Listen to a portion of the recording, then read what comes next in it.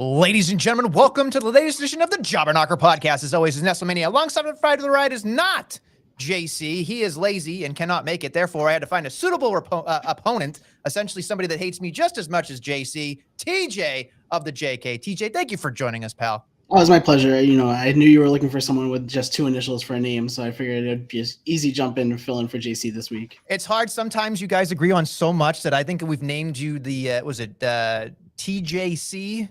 It's like you guys are one brain. It's ridiculous. Anyway, we have a big week of wrestling here, TJ. You are Mr. NXT now back on the Jobber Knocker, so I assume we should start with NXT Deadline. What do you think? Absolutely. I think that's a great place to start. We can start right with the women's Iron Survivor match, which kicked off the show. So I'm curious, TJ. I guess it's more of an overall question. Being an NXT guy, what did you think overall of the concept of the Iron Survivor?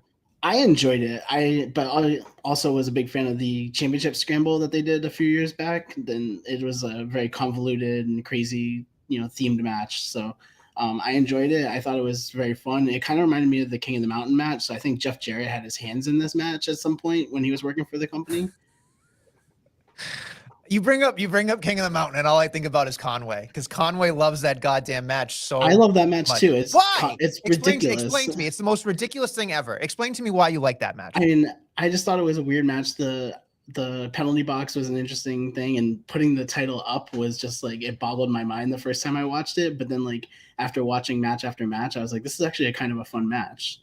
So this didn't have, hanging a championship per se, but you did have two people starting. Now, I will say for me, I actually enjoyed the concept. I thought the women did a great job right out of the gate. I thought that was a lot of fun. Obviously, the right person, I believe, Roxy, won the entire thing. Were you thinking that the men had a difficult, challenge afterwards because the women did so well, or did you expect the men to do as well?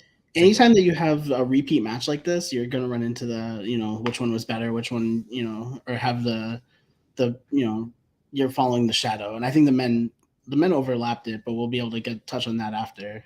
So were you surprised that Roxy won? Did you want Roxy to win? Like what went through your brain when you were watching this? I picked Roxy to win. I mean, she was the only babyface in the match, really. So, I mean, it made sense, but also I think she's the one that's going to be dethroning Mandy Rose, and they haven't announced when the title match will be yet. So we'll see when that is, but I'm assuming it'll be at St. Valentine's Day Massacre, which is the next premium line event in February. Right. So we got a long ways. Do you think for me, that's a long ways. We're in the middle of December. Is that the end of January, February? Yeah, I think it's February 4th, but I mean, the way NXT goes, storylines go every other week. So that's fair. We'll see how it goes. I mean, they used to drag out, NXT stories for like 3-4 months at a time in the old NXT.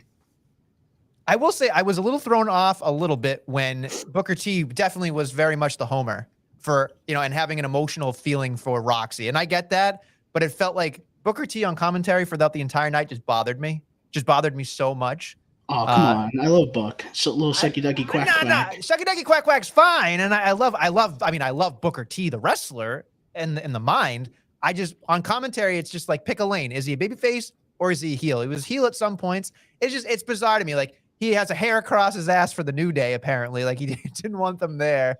And just like random stuff he says, I'm just like, does every match he change? But that's beside the point. I guess I can see that. I mean, but I appreciated the fact that he was a homer for Roxanne. He got a little emotional and he was in tears at that one point. He couldn't even talk. So All right, well, let's move on to the next match, which was It was Isla Dawn versus Alba Fire, which was a great match. I saw a lot of people saying it was the match of the night, which I didn't agree with, but it was definitely a great match.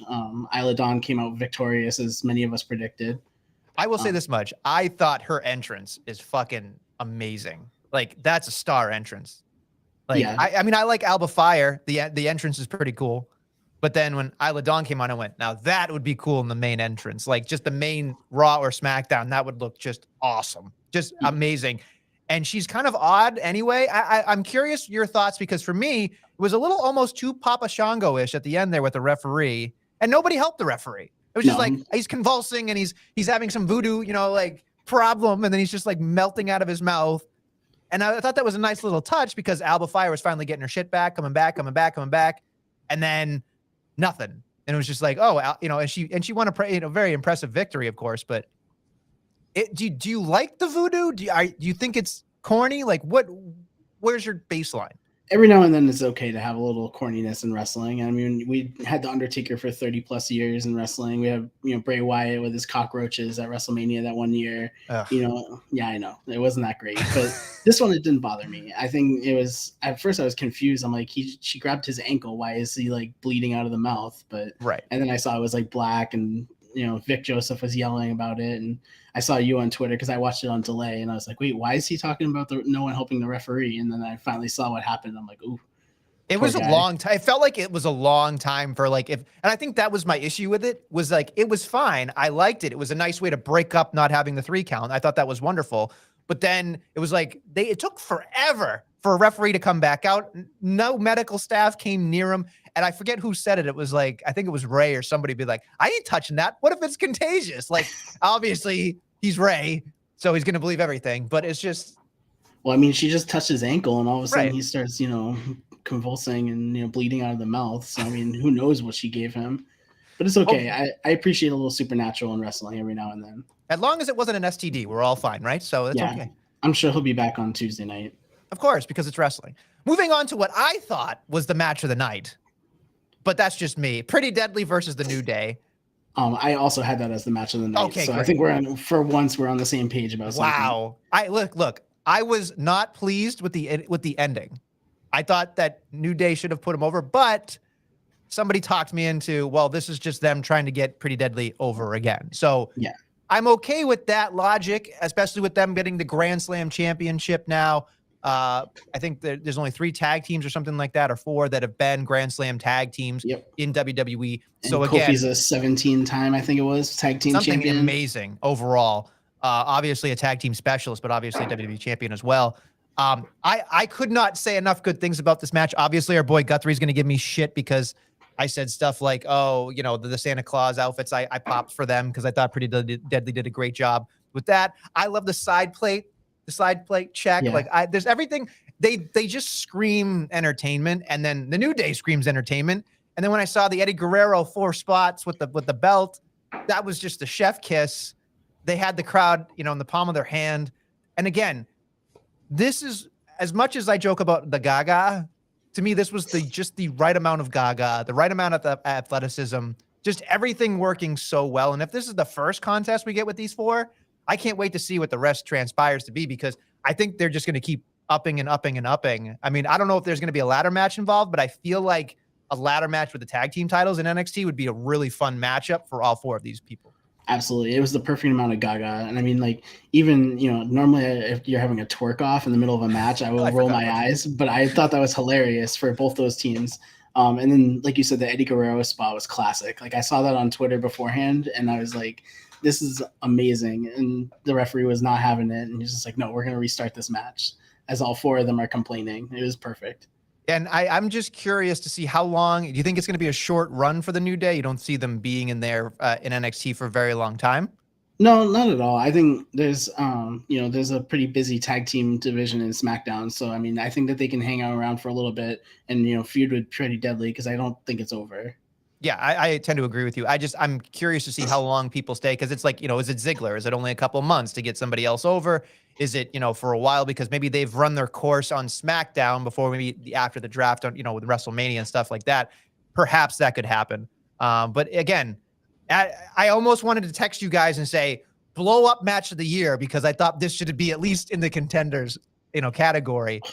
But we've already finished the nominees. Don't be adding it. Like I don't literally was want to watching. stress you out. I literally was watching this show, being like, please don't, crash my, because we just narrowed everything down to 4. I'm like, please don't crash it. Yeah, absolutely. Moving on to the next one, which is the men's Iron Survivor match. So here's my one critique, I think, and it's a positive critique, I think, or in the way of just trying to make it better. I like the concept, but I feel like 5 minutes in between people feels like an eternity to me. But once the people are added into the match, it's great. Oh, see, I thought it was perfect. I think that they, did enough to keep it going, and kind of, it wasn't like, stall matches. It wasn't like a triple threat match where you're stalling in between, having like mini feuds. They had, a lot of action going on throughout the match. So I disagree with you on that one 100%. Well, that's not surprising that you disagree with me on stuff. The other thing I would say is very quickly, do you think that too many pinfalls in the 25 minutes versus and I know we're accustomed to the original Iron Man match, which was HBK versus Brett. Nobody got pinned for a whole hour, and then there was sudden death.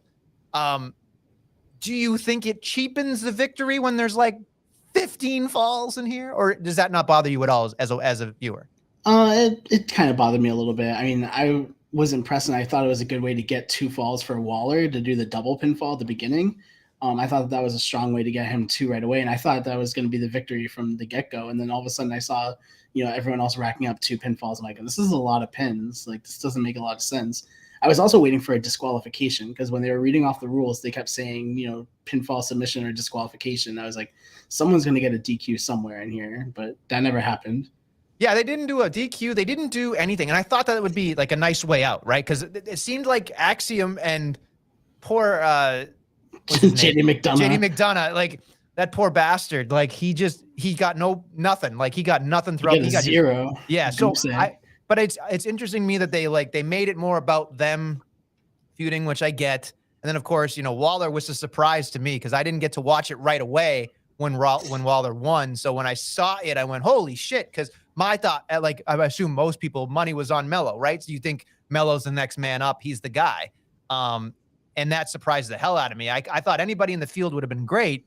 But it was nice to see Waller, because I don't think we've really seen Waller and Breaker interact too much on NXT. So do you think, TJ, that Waller's the guy to beat Braun? I think it would make a lot of sense. I think he's got the mouth. It's just like when The Miz won his first title. It would make a lot of sense for him to do it. I don't think he's going to. I think Braun Breaker's going to hold it for a little longer, especially because he had his reign dethroned a little bit by Ziggler. So my question to you is, do you think it's one of those situations where Braun will just give up the championship, or somebody will actually beat him again? Because I have a feeling that it feels like he will just be, when he's going to go up, he's just going to go up and drop it like Asuka did. Yeah, and I think he's going to hand it off. I think that eventually he's just, like you said with Asuka, I think he's going to be the one who decides when he's up and done. I would rather him lose to Waller, because Waller's the top heel right now. I mean, he's one of the top heels in the company the way he is. So it makes a lot of sense for him to be the one to dethrone him. Yeah. I don't know. I am curious. The thing that I will critique about going into the main event here with Braun Breaker and Apollo Crews, they did a great job. I wasn't necessarily a fan of the fishing promos. The diners were okay. The fishing promo I thought was a little rough, personally. And they kept building towards the idea that Braun was dealing with the pressure of champion, and all this stuff, and the vision of Apollo Crews. But the one thing I realized, because this match went for at least 15, 20 minutes, it felt like it was longer than that. The longer it went for Braun Breaker, and again, another critique that I think is fair, is you start to realize this guy still has a lot to learn. He has a lot to do. You see the way he hits the move, and it's not necessarily crisp. It's not necessarily on pinpoint accuracy. He's very athletic and he's very good. He's kind of like a bull in a china shop, though, when you watch him wrestle. Yeah, absolutely. He does have a lot to learn, but I mean, you look at his uncle. His uncle was very similar. He's very choppy. He's very he was not very crisp. There's nothing smooth about Scott Steiner. So I mean, but he has a big Papa Pump with the chainmail and the. I mean, you don't really want to be rods and the compared to tiger. Scott Steiner either. That's not the wrestler I want to be compared to if I'm in NXT. I mean, I think he's head and shoulders above Scott Steiner. I Oh, really yeah. do. Athleticism wise, I think his head's on straight. I think he's got his dad's head and his uncle's physique, and he's great. He's great. I think he's a good poster child for the next generation. I'm just curious to see if somebody like a Cena or an Edge or somebody with that ilk can help him in just the psychology department. Because when I'm watching it, it felt like the ending was so flat for me. It was just like out of nowhere. Oh shit, we're out of time. Spear, we're done. And I thought the rest of the match was fine, but it just felt like there was such a great buildup. I was hoping for a equal or better ending to that. I don't know how you feel about it. Yeah, I mean, I think the match itself kind of fell flat. Like, it was cool. I enjoy when people steal each other's finishers and moves. So I mean, that was cool. But I mean, the 2 matches before it were so much better that it just felt flat to me, in my opinion. And that's absolutely fair. So overall, 1 to 10, 10 being the highest, what do you grade NXT Deadline, TJ? I gave it an 8. It What? It was a solid 8 for me. I think it was it was a lot of fun. I enjoyed it. It wasn't like watching Monday Night Raw where it kind of dragged for 3 hours. Like, it was a very quick 2.5 hour show, and I really thought it was a great show. I was gonna give it a 6. 6? Yeah, a Come 6. on. No, because here's my thing: the Iron Survivor. You're just poo-pooing on Iron Survivor. No. I like that Waller one. I like that Roxy one. I didn't mind the actual stuff that happened in the Iron Survivor. It was fine. I felt the tag team match was great. The Alba Fire match was what it was. It was there. And then the main event to me feels like the problem I have with NXT as a whole is I feel like there aren't many people that I believe that can beat Braun Breaker. And Apollo was almost there. But when I thought about it, watching Apollo Crews in the main event of NXT, I felt like it didn't fit. It didn't feel like NXT to me. It didn't feel like a big deal. And they tried very hard. So that's why I gave it a 6. That's all. Yeah. And I think the NXT shows moving forward are going to start feeling bigger and bigger like they did, 2 or 3 years ago. I think that we're getting past that 2.0 phase, and we're starting to see a little bit of a rise, and we're going to start seeing some of these superstars get into their form. Very quickly, I just want to point out, because you said something that jogged my memory. William Regal had made a comment about the whole, what NXT was moving over to NXT 2.0 and then that whole thing. He had said universally, everybody felt that after NXT Portland, they were like, we can't do any better than that. And then they started to realize we had to go back down to 0 again and start over. So do you think that with this new crop of people that we will ever get to the heights of what NXT used to be? I don't think so. I think that there was such an indie influx of like superstars that had already built themselves.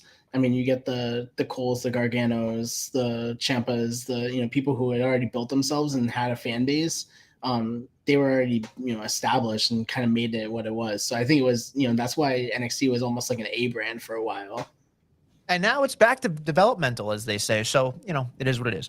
Yeah. Moving on, though, we should get into the regular part of the show as we start in the shine, always in the shine, like Mandy Rose. Apparently, she can't make it a what do they call it, an NLP now or whatever the hell it's called, premium live event or whatever. I don't know what it's called. Yeah, but she was there. She was in the background. She was in the background. But anyway, always in the shine because JC's not here. We'll do it for, for him. So I will let you go because you're way more positive than me. I will let you start the shine, TJ. So first match of SmackDown, Usos and Brawling Brutes. It was exactly what I expected. I think it was an outstanding match. You get 2 tag teams. Butch, it took me a while. The entire match, I was trying to remember what Butch's name was before. So now he's Butch in my mind and forever in my mind. But he showed why he's a great superstar. Sheamus showed why he's great, and the Usos just showed why they're the Usos and they're the best tag team in the world right now. It was a great match, and it was a great way to start the show. I tend to agree. I will say this much. I did feel like I said last week when they added Butch because Mac's out with the busted eardrum, it felt like less than. And I feel like, again, a similar situation theme here where I don't know if I'm even going to care about the tag team championships until WrestleMania. And I think that's just me, but I feel like we're headed for a collision course with, Sammy and KO, right? And then we get to do whatever we're going to do. Yeah, I mean, there was no doubt that the Usos were going to win, which, is not fun in wrestling. You kind of want that, that doubt in there. But it was a good match overall. Moving on to something I enjoyed in the shine, I guess. I actually enjoyed, I cannot believe I'm saying this, but I enjoyed the Miz stuff. I enjoyed the Johnny Gargano stuff as well. And I know you're a big Johnny Gargano guy. You probably thought we were going to fight about this. I did. But here's why I like it as a positive. And I'll say this much. And I'm trying to be nice because I know you're a big Johnny Gargano guy. He hammed it up a little too much. He's a little over actor, and that's okay. But what I thought was a positive was they were taking somebody that's a psychopath and making them a sympathetic character, giving them a little bit more three-dimensional. Kids might somehow gravitate towards Dexter Lumis in some bizarre way with the merchandise giving away and the thumbs up and the not talking. And I think with Johnny Gargano's overacting, with him not being acting, at all, I think there's a good time. And I think what I really wanted to say was The Miz did a great job. And I think that's what I really wanted to harp on was that The Miz will show his ass. The Miz will be the butt of the joke with the allowance and not having any money, and I don't have liquid. And the whole thing, to me, I went, okay, Double or Nothing. I don't know if it's a cheeky reference to Double or Nothing AEW style or All In, and I felt like there was a little bit of a condescending tone with that. But again, a ladder match. Now, do we think The Miz is going to win? I don't think so. Probably not. But what I would love to see, and this was going to be one of my hopes, but again, to me, I don't think this is going to happen. It is Christmas time. Maybe just somehow there's like a Christmas Carol version of The Miz who becomes Scrooge, realizes money and fame ain't everything, baby, and then maybe has a change of heart. Now, granted, I don't want to see a babyface Miz at all because he's just awful. He's awful as a babyface. But, and so it's just ridiculous. First off, I want to give a shout out. What does it say? Loyal servant saying hello and fun podcast. Thank you very much for coming in and hanging out with us. We love you. Our boy Dommy's here as well with the fire. But here's the thing, folks. Do you think The Miz can continue on this track? Is he going to continue with is he going back to Dexter and Gargano? Is he done with them after this? What do you think, TJ? Because you're a big Gargano guy. I'm a big Gargano guy, and he hasn't wrestled The Miz yet, so we need to. I feel like that's coming down the line, but we have to get Lumis has to get his money, and we have to get beat down Miz, and then we'll probably get there. Because that's what Johnny Gargano's about is his wrestling. Like the rest of him, he's a funny guy, but it was a little overacting. Like I will agree with that. And there was a time during that promo that I was like, all right, land the plane. Like you guys are throwing t-shirts out. Like let's land the plane and get to where we're going. And then The Miz finally came out and tripped him. I'm like, okay, now we're here. We can go. It felt like it took forever. I will say this much. It did. It took forever. And I think that's the problem with Johnny Gargano for me is, again, I can't complain about in the ring. I just can't. There's nothing wrong with him. I still think his wife is a better worker than him, but that's beside the point. But what exactly can The Miz teach Johnny Gargano in terms of character and promo? I think they can learn a lot from each other, personally. I think Johnny can help Miz in the ring, and I think The Miz can help, Johnny tone it back just a little bit. Because sometimes I'm watching him, and I'm just like, does he realize how off the wall he looks and sounds? Yeah, I can agree with you on that. He was a little over the top yesterday, or Monday. I will agree with that. So do you think that there is, and again, the only reason I'm asking this is because you're a giant Johnny Gargano guy. So far, are you impressed with what he's done on Raw? It's all right. I haven't been fully impressed with it, but he also hasn't really wrestled and shown us what he can do. Like he's had a couple quick matches here and there, but your arm is out and it is crazy right now. I know I'm holding on to the thing. I'm just trying to see. I try to fuck with my guests. With Ray, it was making faces. I just want to lean on things and fuck with people and see what's going on. Oh my goodness! I was like, throwing you off? Is it throwing you off? I was trying to figure out if your arm was broken or what was going on. I can just do some weird things to distract you. Yeah, no, it's fine. Sorry. So you don't love Johnny Gargano yet. That's okay. I do love Johnny Gargano, but I think he's got a lot more to show. The Raw version has a lot more to show. Do you think he would be more suited on SmackDown? The wrestling favorite show? Wrestling show, right? Absolutely. Johnny Wrestling belongs Johnny SmackDown, right? So personally, I don't think he's going to get enough time if he goes to SmackDown, but I think the wrestling is better on SmackDown. So I don't know. I think it's terrible, but there he is hamming it up every week. But again, I try not. Do you think the way is coming? Do you think Johnny Gargano? They're teasing it a lot. And I think I was waiting for Indy to come up this after deadline, but we'll see. She is impressive, so. impressive. That blew Impressive. my fucking mind. It's because I fast forward entrances, so I don't even give a shit anymore. It's fine. It's fine. So I'll let you go back to anything else in the Shine that you enjoyed. I will let you lay out for that. I enjoyed Akira Tozawa's return. I thought that was great. It reminded me of his Cruiserweight Classic stuff, and it reminded me why he was a great superstar. And he wasn't in his ninja attire. He was wrestling. He was doing a little hamming it up with the Street Profits, so there was that.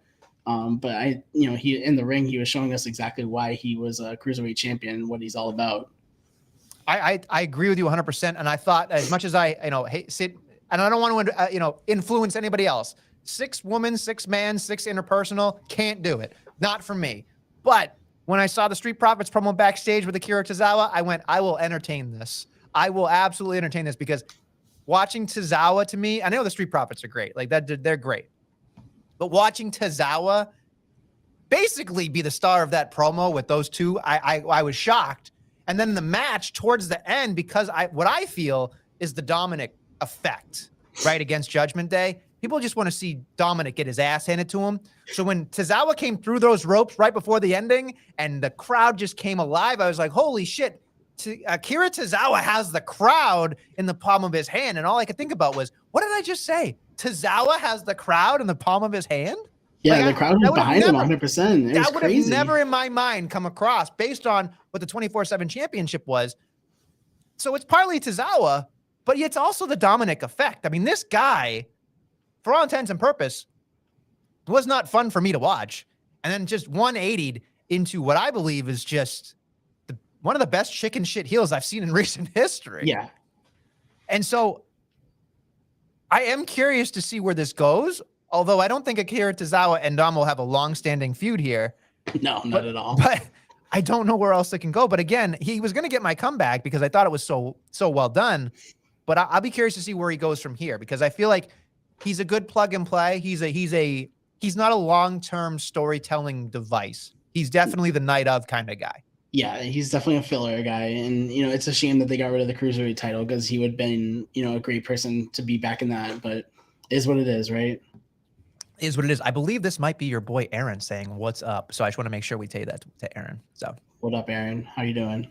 So anyway, moving on, I'm curious how you feel. I will, bend the knee, so to speak, and say that AJ Styles and Gable wrestling porn. That's in my shine. I loved it. I thought it was great. I thought the setup was wonderful too, with the milk and all that stuff, making fun of him smelling like cottage cheese, the whole thing. The only thing I'm curious about, TJ, and you can probably set the record straight on this, because sometimes I go, off on Planet Fafluga, but it felt like the Academy was taken seriously at one point, and now I feel like they're just clowns. And I don't know when that fucking happened, or if do you think it just randomly happened one day, or like, I'm just confused, because I felt like when they were champions against the Street Profits, that was some of their best shit. And now I feel like they're back to being bozos. I don't know. Yeah, I think Shush really brought them, I don't want to say bring them down, but I mean, he still shines when it comes to the promo work. But I think, he became kind of a funny heel at this point, and that's where they're at. But I thought him and AJ in backstage on the mic was great. And the match itself, like you said, it was wrestling porn. It was great. Moving on. Do you have anything else you want to put in the shine? I like the little tease with Alexa Bliss with Sister Abigail after they were hugging it out. I thought that was good. So I am curious what you think about this, because I'm wondering to see if they can hold off all the way to Royal Rumble. I don't think that's possible in our instant gratification society that we live in. I feel like this is going to happen on like New Year's or something. Yeah, I think it's going to happen sooner rather than later. It's going to be a Monday Night Raw match, but it's tough. I mean, they're going to have to do another #1 contender at that point to fill in for Royal Rumble, because I don't think Alexa Bliss is the match. No, of course not. But the crowd seemed to be behind Bliss. They popped for her when she won. I saw your tweet because I wasn't watching it right away, but you did say something along the lines of, the match was meh, but the cool was the ending.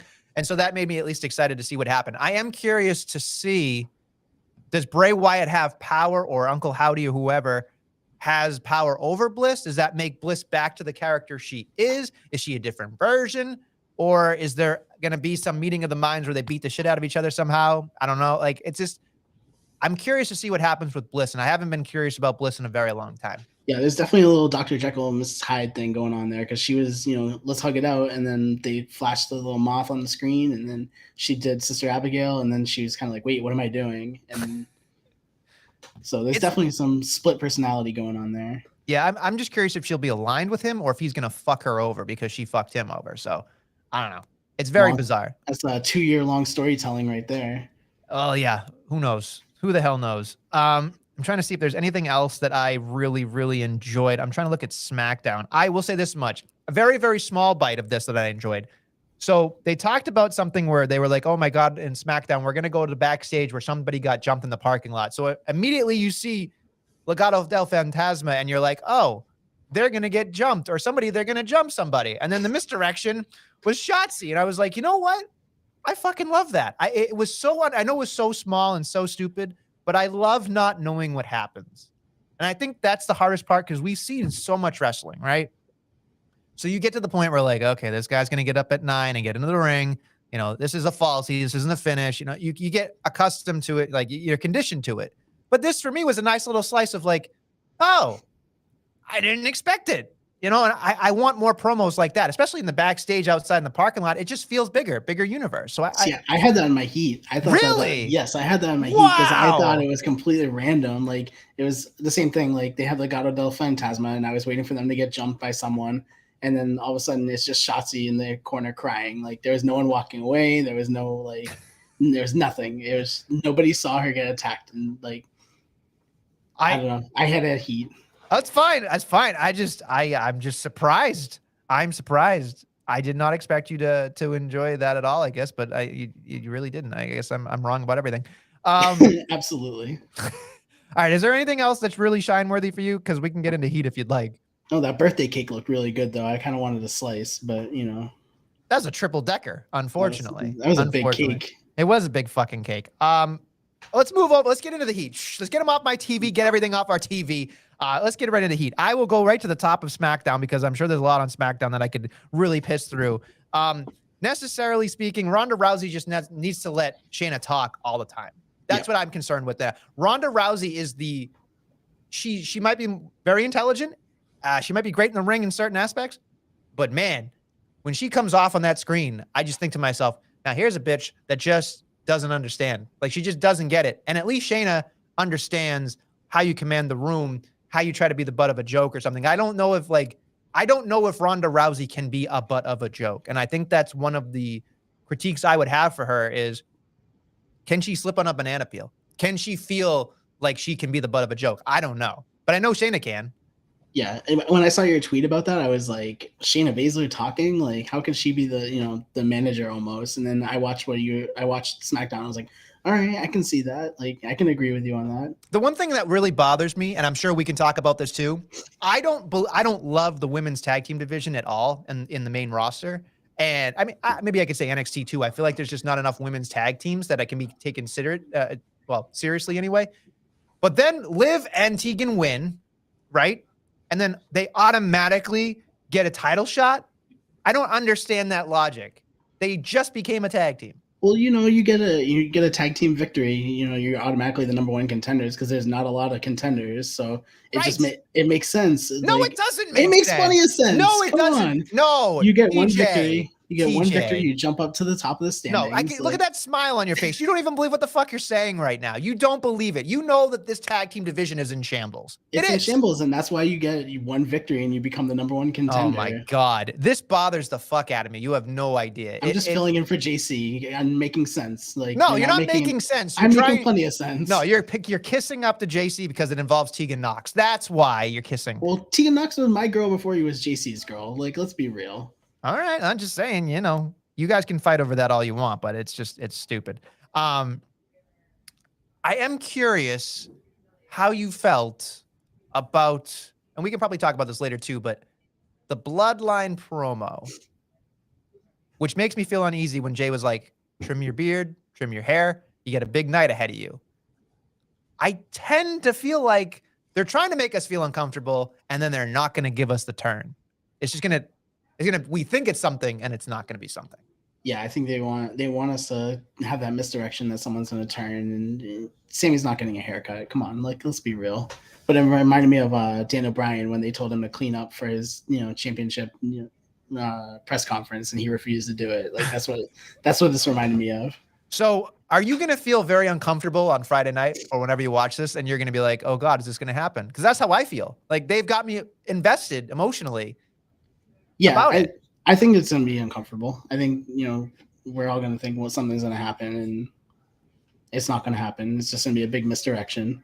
I hope so, because I think if Sammy's going to be the guy in Montreal in February, that's a long ass time to be out or having a feud here without a match. So, but again, they do a great job with, the whole bloodline thing for the most part has been a hit. It's hard to top the t-shirt honorary Oos thing. And I feel like when the Sami Zayn turn happens, it has to be equal or greater. Otherwise, it'll be less impressive because he is so over. He is the most over he has ever been. Yeah, but they could easily write him off on an injury and then bring him back for Montreal, and he'll be still over because it's a return. Like anytime someone returns, you still gain that momentum. Do you think logically, because this came into my brain, TJ, they are going to do something with him? They're going to turn on Sammy before the Royal Rumble, and I think strategically that keeps him out of the Royal Rumble. So you're not chanting for Sami Zayn to win the Royal Rumble. Yeah, I think it's gonna be before the Royal Rumble that they do something. So, okay. Whether it's this Friday on SmackDown or it's another SmackDown, it's gonna burn him out before then. I don't know who we're getting, KO or Sheamus at Royal Rumble, but either way, that one's gonna be a rough go for Roman Reigns. Those guys just they beat the shit out of people. So we'll see what happens. Moving on, I'm curious what you had in your heat if I didn't blow up most of your spots. You didn't. I only had one thing on the heat, like major heat, and that was Dom's acting. When he got sprayed in the face, with his whining, mommy. Like someone on Twitter said it was the best acting they've ever seen. And I'm like, are you joking? Like, is this serious right now? Like, he was sitting there crying, getting his eye drops. Like, my 2-year-old takes eye drops better than him. Like, Jesus. You don't like, so do you like Dominic or you just didn't like the performance? I didn't like the performance. I like Dominic as a heel. I think, I'm with you where you're just waiting around someone to, beat the shit out of him, and it's going to happen eventually. Right. I assume his dad's going to beat the shit out of him, but who the hell knows? But no, Dom's going to beat Rey. He's going to put him over and he's going to retire. I think Rey Mysterio has a lot left in the tank. No pun intended with the Mark Henry comment, but I think Rey Mysterio is one of those guys that can go forever. He could, but I think he's at the point where he's ready to hang it up, and I think he wants his last match to be with Dom. So never say never, right? Never say never. Something that was a very big head scratcher for me was the Legado del Fantasma versus the Vikings, and then the Hit Row comes out to what I assume nobody gives a shit about Hit Row now. I feel like it sucks. It is. I wouldn't say you can't save it because that's not fair. Well, we're just waiting on heel Hit Row. Like that's really what we're waiting on. So here's my logic, and I think I've said this before, but I am curious how you feel about this. They have to be heels first before they can be baby faces, I think, because then you're so cool that they have to cheer you. Versus right now, I feel like it's hard to get them to like them because, and I'm just looking at it from a perspective of if I met these people, not in a wrestling ring, but if I just met them. Top Dollar seems like a prick. Like when he talks, you know what I mean? He could be the nicest guy in the world. He could be a prick. It's hard to cheer a prick. B-Fab, she's great. But again, has that aura of just not being well liked. And then Adonis, I could take it or leave. I don't really care. He's the guy that I don't expect anything from. So Swerve was somebody that I could cheer for. And now they're, they need to be heels. I don't know if they're going to be, but they need to be. They need to be. And now they're going to have a triple threat match on SmackDown that no one's really going to care about. And, hopefully they don't have a triple threat women's match like you plugged on Twitter. Because, if that happens, I will be with you and just be like, no, absolutely not. When, what bothered me was like, I was thinking to myself, I'm like, is Zelina Vega the veteran in that? If that's this 3-on-3 match, like I mean, is Sarah Logan the veteran? Like, that's a scary fucking thought. That's a very scary thought. Because B-Fab can't wrestle. She's had like 2 matches. So it's weird, right? It's just weird. So I don't know. It's tough. It's very, very tough. Anything else in the heat? That's it for you? No, that's all I had. I mean, there's a couple things that are mediocre throughout those shows, but I mean, it wasn't anything heat worthy for me. Well, okay, here we go. I'm sure you got a lot. I'm gonna piss through things that bother the fuck out of me. Moving on. I didn't mind the Gunther contract signing with Ricochet, but we all know Gunther's gonna win, so it's kind of just making up nonsense. And then we have a 6-man tag, which the New Day came out, and I felt like the New Day overshadowed Ricochet because Ricochet doesn't really talk very well, but the New Day does a great job. And it was a good match, but of course Ricochet has to win because, you know, Imperium slips on a banana peel. Gunther has to face him next week. No big deal. Moving on to other things. We'll go to Raw. Becky Lynch, all she did, it seemed, was attack at the beginning, and we didn't see her again. I don't know if Becky Lynch is going to have some type of team that she's going to go after Bayley and Damage Control with. It's a very odd situation. I'm excited to see Becky and Bayley go at it. I think that'll be a cool program. But when Damage Control is involved, I feel like you can't just have one. You have to have all three. And I feel like I want to see Bayley by herself every once in a while. Yeah, and I think I agree with you because they've already done the 3-on-3 against Damage Control with Bianca getting her team. Like, we don't need Becky to have her own team. I think Becky is, you know, she's the man, so she's kind of channeling that Stone Cold back in the day where Stone Cold took on the corporation on his own. I think she's going to take on Damage Control on her own and take them out one by one to get to Bayley. So she doesn't need help. A thought crossed my mind, though, if she does and Charlotte comes back and the two of them try to get the tag titles, that doesn't entice you at all? I think it's stupid and convoluted, or? Yeah, I think it's stupid and convoluted. I think Charlotte's not coming back till the Rumble. It just feels weird to me. It just feels weird that Charlotte is who Charlotte is. Like, she's a big deal, and I don't know where you can shoehorn Charlotte in at this point. Like, I feel like for Mania, it's too crowded already, but they have to make room for Charlotte. They have to. I was just watching WrestleMania from this year, and I, realized Charlotte hasn't been around since, almost that time. Like, when she dropped the title, she disappeared. It's been almost a year since Charlotte disappeared. I forgot who she faced at WrestleMania. Ronda Rousey. Okay, there you go. So she didn't lose to her. She made Ronda. No, she won. That's right. And then she lost like the next month or whatever. Yeah. Okay. Now you're jogging my memory. Okay. There's so much wrestling. Moving on to something else that I thought was kind of rough.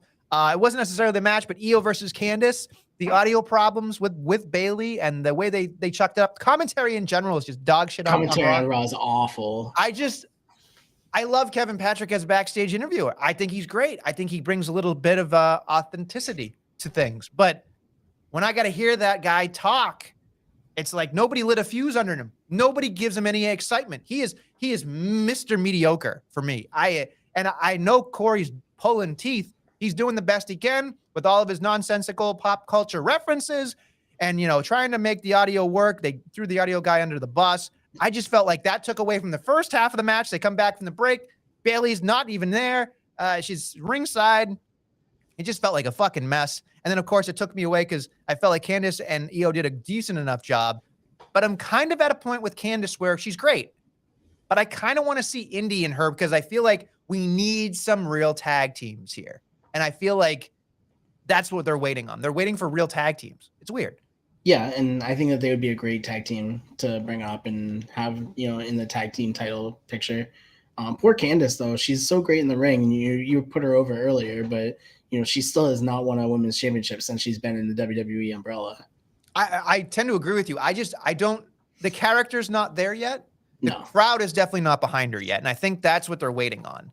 But I think, and I know this is going to upset you in some way because it's a Gargano dig, but I feel like they think that Gargano is trying to rub, get the, the rub for a Dexter, and that also Candice can get the rub from her husband. And then eventually all these people are stars, which again, it's a great logic to have, but I don't know if the crowd is fully behind Johnny Gargano yet either because he hasn't wrestled. And I think that's where the crowd loves him. The yucking it up and the doing the, the drawings and whatnot and throwing out money. That's great. But Johnny Gargano can't be Johnny Gargano unless he's in the ring. Right. So I feel like everything is just waiting for Johnny Gargano to get over, and then he has to get everybody else over, which is not fair to him at all. No. So it's tough. I think that's a tall task for a guy like that because he got over for himself. The others, it's just tough. Like, I think the Way as a tag team would be great. A Way as a faction would be great. But unless it's Johnny and Dexter as a tag team champions, and not EO, excuse me, Indy and Candice's tag team. That'd be like a cool visual. But yeah, that's I don't not know. going to happen though. Yeah, it's tough. It's tough. And moving on to things that are very tough, listening and watching Elias in general has always been tough for me. Promo, I did love KO with the promo being appalled and shocked and then walking away and still not saying anything. Like, you know, and like getting upset about it. But then you have to watch an Elias match, which again, not a big fan of. And I love Solo, but again, if Solo's supposed to be an enforcer, he should be able to put away Elias a lot quicker, in my opinion. Yeah, Elias is not good in the ring. I probably should have put that in Heat as well, but it was so mediocre. I just didn't care about it. It's tough to care about a lot of things. Moving on to something that I think I want to bring up very quickly because we got to move this program along. But Seth Rollins versus Lashley, they made it feel big. It's for the United States number one contendership. But I will say the match was okay. But I don't like how much Seth Rollins is using that spear pedigree thing. I don't believe in it. I think it looks like shit. He can't hook the arms. He's just like jumping with the guy with his head, like his dick on his head. Like a Meteora. It just doesn't make any goddamn sense. Like, that's what put Bobby Lashley away. Get the fuck out of here. So, it put Roman Reigns away back in the day. So, well, he, put him away was his Adderall. That prescription was the reason he lost the championship. So, it is what it is. I'm not even going to touch the Riddle thing. So it's no, we're not talking about Matt we're not Riddle talking about Riddle. But that poor bastard. I don't know what the hell he's doing. Anyway, so the big thing here, TJ, Lashley is quote unquote fired. Obviously, we don't believe that. But are you intrigued? Do you care? Do you think it's a nice vacation we get to Brock Lesnar? What are your thoughts when you saw it? That was what I thought. It's just a vacation to get him to Brock Lesnar because, like you said, there's so much time in between now and the Rumble and now in WrestleMania. And I think this is going to be a Royal Rumble match between the two of them because it just makes sense to have a big match on the card. But there's a long time between then, so have him suspended, have him whatever. Lesnar comes and makes his return, and then Bobby Lashley comes through the crowd and does whatever he needs to do. Now, let me ask you, out of the matches you've seen so far with Lesnar and Lashley, have you been impressed? Are you excited to see a third one? Do you think there needs to be a stipulation? I agreed with what you said. I think it was last week where you're waiting for the third one to be the best one because the first couple ones were mediocre. They were all right, but they still they left me wanting more. And I think the third, I hope the third one is the one that gives me. I will say this much. Do you think, and I can physically hear JC getting upset when I say this. Do you think it needs to be a cage or a fight pit or something because of both of their MMA backgrounds? No, absolutely not. What about just a straight up street brawl, like fight? Does that make you excited for it? Or do you think that's not? Street fight would be interesting. I don't think Brock Lesnar needs gimmicks to make a match though. The one SummerSlam match was the one gimmick that was fun and, him with his little tractor made things interesting. But even then I was like, Brock Lesnar doesn't need these things to go over or to make a match. Okay, that's fair enough. All right, anyway, we should get hopeful. Let's turn this shit upside down. You're my only hope. Would you like to go first? So I liked what you and JC talked about a couple weeks ago where you said there was going to be 2 WrestleMania main events with Roman Reigns. Obviously Cody Rhodes is going to be one of them. It just makes so much sense for him to do that. After watching it and doing all the knocker nominations for the year, I have to think that Seth Rollins is going to get plugged in there somewhere too. And that would be my hope, is that Seth Rollins gets rewarded for being, basically the superstar of the year or superstar B next to Roman Reigns and gets his shot to main event WrestleMania again. Very concise, very easy to understand. My hope was just watching something last night that I absolutely want to see. Not just one match. I think this is a feud that I would believe over and over and over again. I think they're destined to do this forever, actually. Solo Sikoa versus KO, I think could be a absolute crazy rivalry. I think they're both nuts. I think they're both insane. There could be kabooms. Obviously, he's going to lose to Roman Reigns. We're going to get the tag titles, from the Usos, I would assume, at WrestleMania. I think the next logical step would be, okay, he's faced Roman Reigns, the Usos, then we get the Solo. I don't want them to just do one match. I think that is a great rivalry without a championship for KO, because I feel like KO is a badass. I feel like Solo is a badass, and I feel like there'd be a great back and forth there. I would even go as far as seeing street fights, stipulation matches, something cool there. I would even go as far as seeing a best of 7 series between these guys. I think that if they don't make this a rivalry within the next couple of years, hopefully this year, that they are going to miss the boat, because I don't think KO is going to be around forever, especially with double knee surgery a couple of years ago. But I think that this guy deserves a lot of spotlight. But Solo is so young and so special. When I watch the interaction between those two, I think that's magic and money. Yeah, absolutely. And he can KO would make Solo look great, and that's really what they want to do, is they want to make their next stars. And we always joke about jobbers to the stars, but KO is a great star, and he's gonna make continue to make stars. And I think in that situation, he can make Solo big. So what do you think Solo is missing right now? Personality? I don't know. There's quiet. A lot of people there that don't have personality, but whatever. He's the enforcer, so I mean, like he kind of sits back and is quiet for the moment, and that's what he's doing. But I think once he starts channeling some of that Uso personality, that the Usos have, because they have tons of personality. They have more than Roman Reigns. I mean, Roman Reigns. It took Roman a long time to develop. Let's be real. Like, he was very quiet and was not he was the third wheel of the Shield. He was the quiet one that couldn't talk, and now he's the number one guy. So, fair assessment. All right, so we did our hope. Who is your comeback this week? I am absolutely interested. So my comeback goes to, it was 21 years ago. We saw a milk truck and Jesus. Yes, I'm going to go there. We did 21 years ago. We had a milk truck, and we got it back for the birthday party this week. My comeback goes to Kurt Angle and the milk truck. Kurt Angle went full 2001. He was wearing his jersey from the merch truck from 2001 that they had to blur out the back because it still said WWF. At first I was like, when they were throwing milk, I'm like, come on, you have to roll out the hose. Like, let's be real. Like, let's do this. And then finally he pulled the hose out and sprayed them, and Michael Cole was yelling about being lactose intolerant. And it was great. Like, it was great TV. And like you said, like, they made the Alpha Academy look like fools. So I always love a Kurt Angle instance, obviously. The mail truck's fine, and it's good nostalgia. The one thing that I didn't understand was all of that, to me, could have been accomplished without Gable Stevenson. And I understand why they did it. I understand that they're really invested in this guy. Personally, you want to talk about somebody that doesn't have a personality? That is him. I look at him and I think, now there's a guy they want to succeed, but when he interacted with Braun Strowman, I go, he's the third worst pro. Like, there's 3 guys in this promo. He's the worst. And Braun Strowman's in this promo. And then he comes out and it's like he's an afterthought in the backstage promos.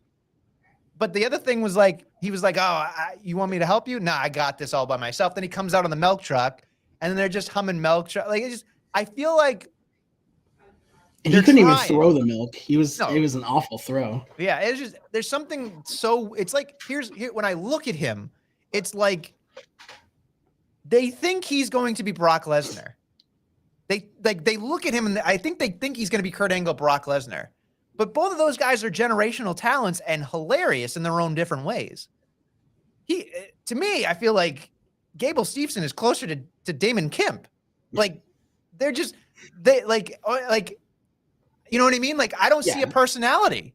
No, I mean, Kurt Angle is one of a kind. I mean, Brock Lesnar is one of a kind, and they got lightning in a bottle with both of them. Like, there's no way they'll be able to recreate that. And even with Gable Steveson, it's definitely not happening. Like, he needs a lot of time at the PC if they want to get him to be the next Kurt Angle. And honestly, I would even go as far as, like, he's not even as good as Brutus from Creed. Like, I look at the Creed brothers and I think, like, Gable Steveson might be better in the ring, but entertainment-wise, I still think the Creed brothers are better than Gable Steveson. Like, there are so many amateur wrestlers that they have to have personality. This guy does not have it. No. Not at all. And that scares the hell out of me because they're ignoring it. That's like the biggest piece of the puzzle, in my opinion. But it is what it is. I was just thankful that Kurt Angle didn't have to angle slam someone through that cake because he looked old as hell. You know what's odd to me? It hurts my feelings. It's just like, I don't know where he deteriorated, because when he was the GM, he was still looking good. And then, like, he just got old and stopped working out.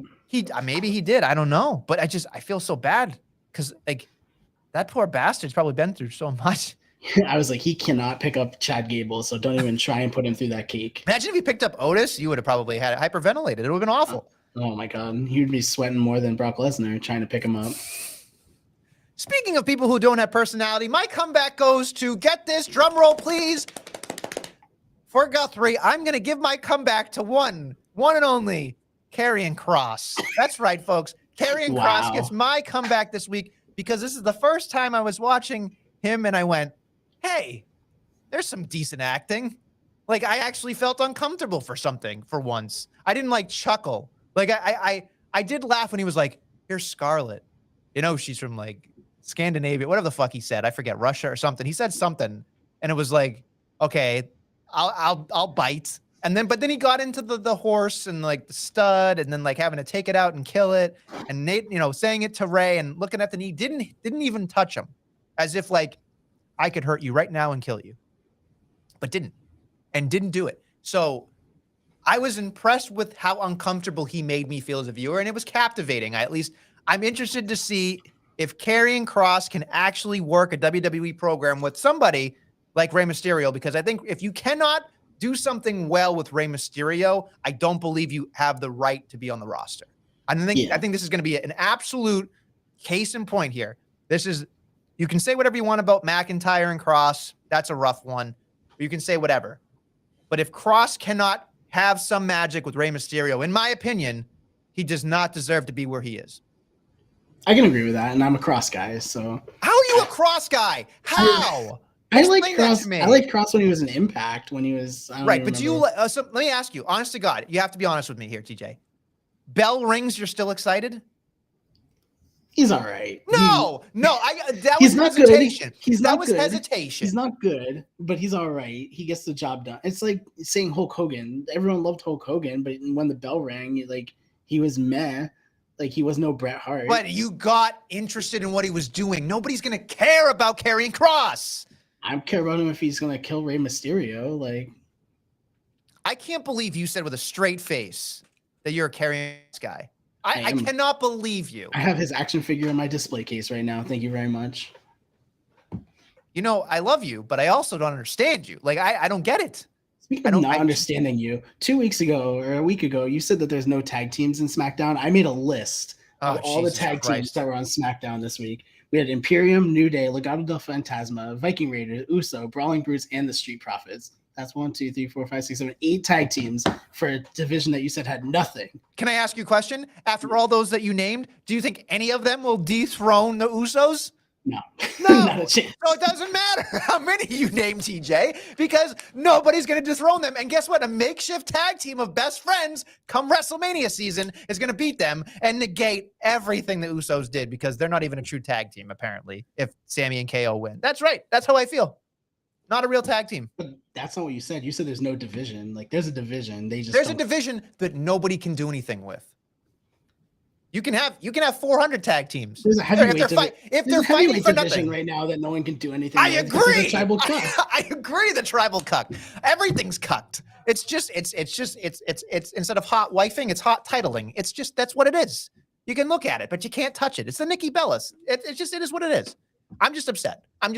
Because there is no reason to be a tag team. There isn't. There's no reason to be a tag team right now. No, there's not. So I can agree with you.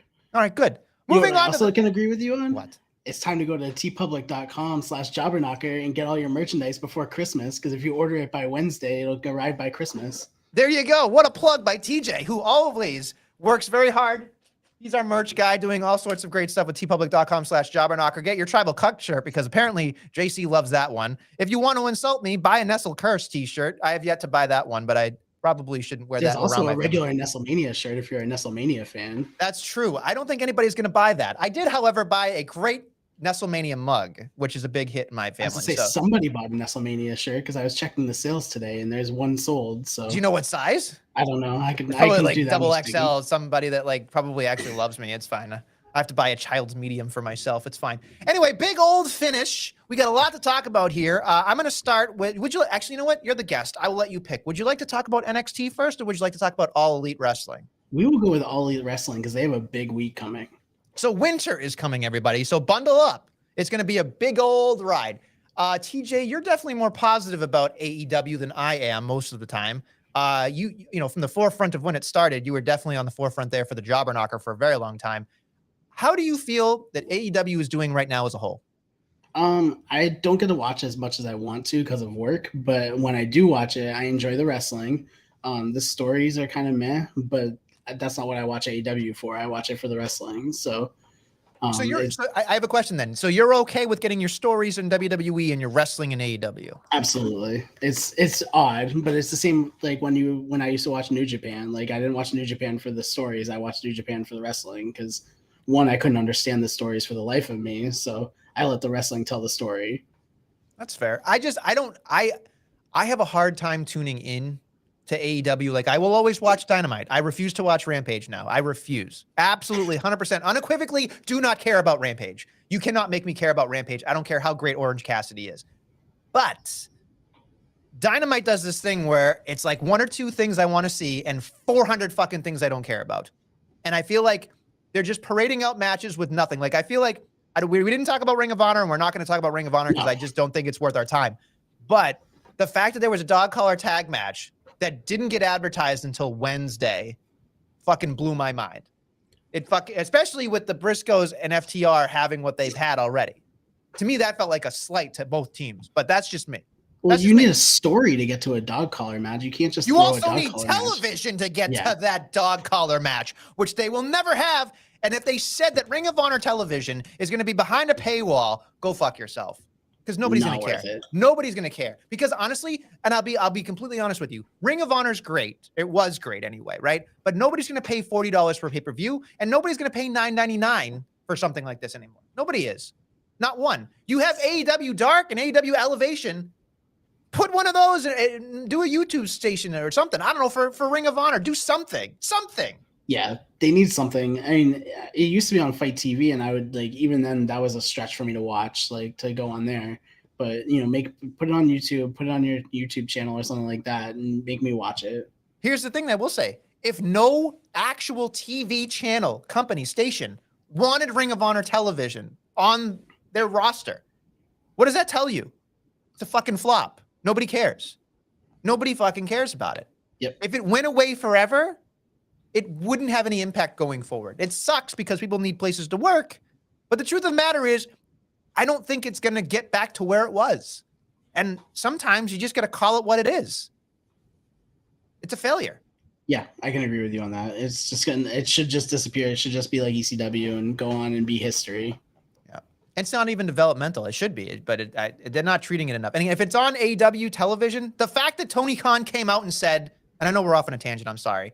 But the fact that Tony Khan says all he does is limit Ring of Honor stuff on AEW to Jericho is a fucking crock of shit. Because if you watched on Wednesday last week before the pay-per-view, there was like 45 Ring of Honor things that were on there. It was asinine to me. Spoiler alert, it was a nominee for the Get 'Em Off My TV award was AEW and Ring of Honor. So make sure you watch the Jobber Knocker, listen to us or do whatever. I don't know. It just bothers me. It just bothers me, TJ. But anyway, winter is coming. We're going to start over here. Of course, the House of Black, excuse me, I went all full JR there for a second, returns in action. Do you care about House of Black? No, absolutely not. And I'm a Malachi Black guy, so.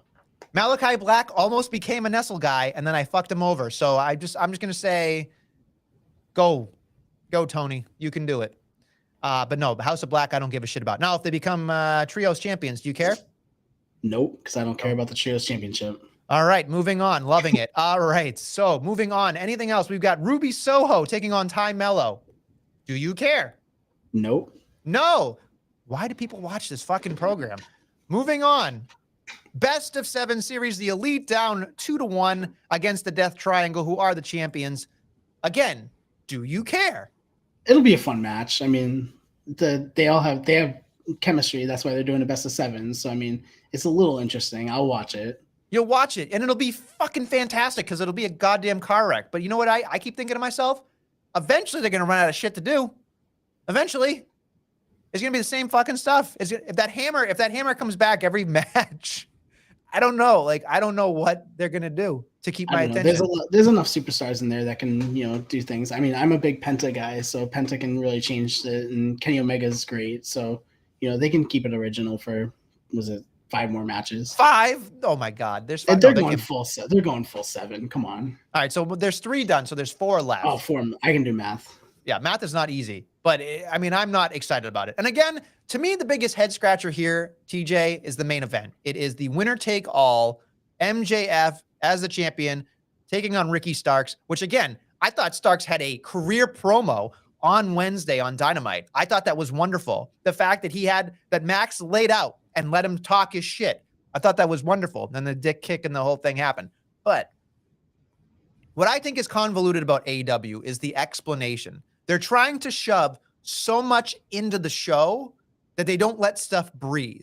Yeah. And I think for me, when I'm watching at home, I'm watching it as, yes, I'm a hardcore wrestling fan. I love wrestling, right? I'll tune in for pretty much anything. But when AEW loses me is when all I need is an explanation. Like the ring, right? So they have the Battle Royal, but Ricky Starks already has a #1 contender spot.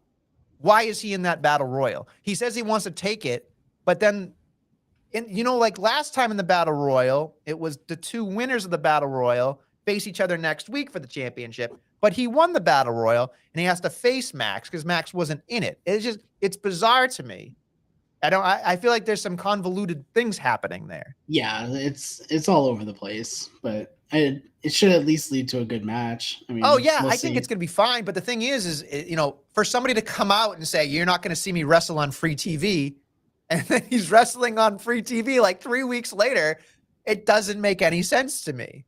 Who says he's not going to just walk out of the match and just walk away? That's fair. Maybe he does do that. But the next, what is the next one? No show. Is it Revolution is the next one? Yeah, I think so. In February or something like that. So maybe somebody gives a shit, but I don't know.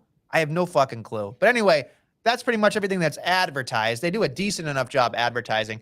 Unfortunately, NXT doesn't have anything up for us to see. I did see something along the lines of the Von Wagon wrestling Odyssey Jones. Are you excited for these 2 big motherfuckers going at each other?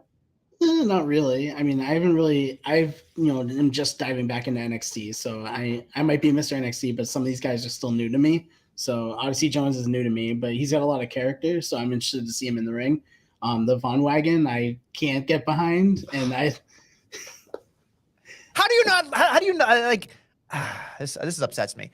I think it's because you like him, so I just have to disagree with you. Is that what it is? Is it because I like him? Yeah, I got to disagree with you. So you're a terrible friend. You're a terrible friend. I'm a horrible friend. You're rooting against somebody because I like them. Well, isn't that what JC does? Like, well, yeah, but he's a terrible human in general. JC I expect more out of you. He is a Here it is. Here's the. Your nose is a little brown there. I think you're kissing up to him a little too much. Just saying. I don't know. I think I've made more T-shirts for you. So I mean, if I'm kissing up to anybody, it'd be you. So mine don't sell. It probably do. It's fine. It is what it is. Okay, so I think there's something else going on with some women's wrestling there too, but nobody does anything. It seems like the New Day is going to celebrate. It's bizarre to me that NXT doesn't do a good enough job advertising what's going on. It is obviously aftermath after everything, but yeah, I think that they're just going to do a little aftermath. I think the New Day are going to celebrate in the main event, and we'll see. Hopefully, a best of 7 series between those tag teams because could watch it over and over again. I tend to agree. It makes me tune in for Tuesday nights, which I think is pretty decent. So maybe they're the brand of the year. We're gonna have to watch the Knocker Awards and see who wins brand of the year. Yeah. All right. On that note, do you have anything else, or would you like to wrap this shit up? We can wrap this shit up. All right. Cool. TJ, thank you for being part of this program and stepping in for JC. I really appreciate it. And we will be back next week with more Jobber Knockery.